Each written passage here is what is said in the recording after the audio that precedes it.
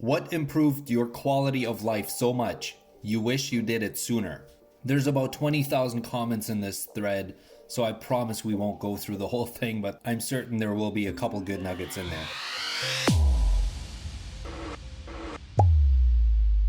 Welcome back to the Monday show of Redditainment, where we dive into the Ask Reddit subreddit, and today's post says, what improved your quality of life so much you wish you did it sooner?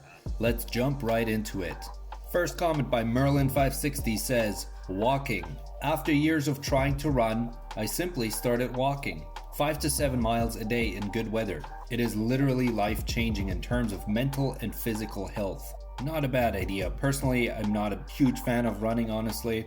Don't mind walking, but still gotta take time out of your day to do that, or make sure you set it as a priority. Another commenter says, I stopped saying yes to things I didn't want to do. I think that one comes naturally the older you get, but the sooner you take this piece of advice, the happier you will be.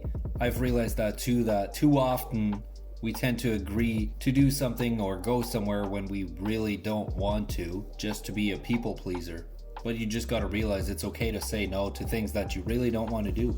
Next comment says, turning off all push notifications except for essentials like financial apps or important contacts. Someone follows up and says, and silent mode. I forgot what my ringtone is. What a wonderful feeling. Leave me a voicemail or text. Those pings don't rule my life anymore. That's really good advice. I've turned on silent mode on my phone where it only allows phone calls from contacts, so if I don't have the number saved as a contact, it doesn't even ring.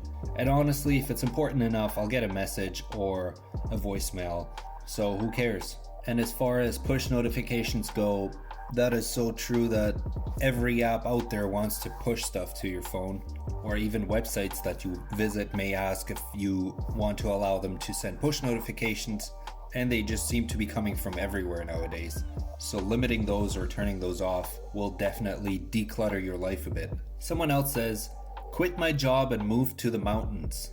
I realized I cared more about what I did with my free time than whatever work I did. So I got a job where my significant other and I wanted to live. We live in a cute mountain town now, and every day watching the sunrise at home gives me 1,000% more happiness than anything ever in Illinois. This comment is followed up by several people saying how they're happy moving out of Illinois. So apparently, don't move to Illinois. It doesn't seem to be the best place to live. There's people complaining about the roads to the cost of living, just about anything that they don't like about Illinois. But back to the original comment, I mean, it sounds like a good idea to move somewhere else and just find a different job. The only downside for me personally is making new friends or finding people to hang out with or finding people to socialize with. If you're moving away from a place that you have made friends with, I would assume it would be fairly difficult to start up from scratch somewhere else. Next comment says, a good bed, game changer. Yes, I agree with that one. Mine is fairly decent, so I can't complain, but I wouldn't trade it for something that is uncomfortable or doesn't provide you with proper sleep. But when you think about it, you spend so much time sleeping. Well, I mean, most people do anyways. If you sleep throughout the night, it makes sense to invest in a good bed. Someone else follows up and says, quality work shoes / boots. I would go buy the cheapest Walmart boots and they would be trash in a few months and I would constantly be sore. I now own multiple pairs of Carolina logging boots and it's incredible. I have a pair I bought in 2014 that are still waterproof. I need to get them resold and I bet I can get another few years out of them. 100%, investing in something quality over time probably saves you money because it lasts longer, but also is much more comfortable. Seems to be a lot of comments in this thread regarding going sober, whether it's for alcohol or drugs. And this one comment says, I don't know if I was textbook alcoholic, but I was drinking 5 days a week. Now it's 1 a week. Last night was the first night in more than a week, and honestly I feel crummy today, and it's just not even worth it anymore. I think that'll definitely improve the quality of life, especially when it's something that gets out of hand and starts to control your life. Going through the thread, there's a lot of health advice, I would say. There's comments ranging from suggesting to exercise daily to start the day drinking water to Frothy Camel over here saying I quit sugar and wake up early. So all of them really great advice.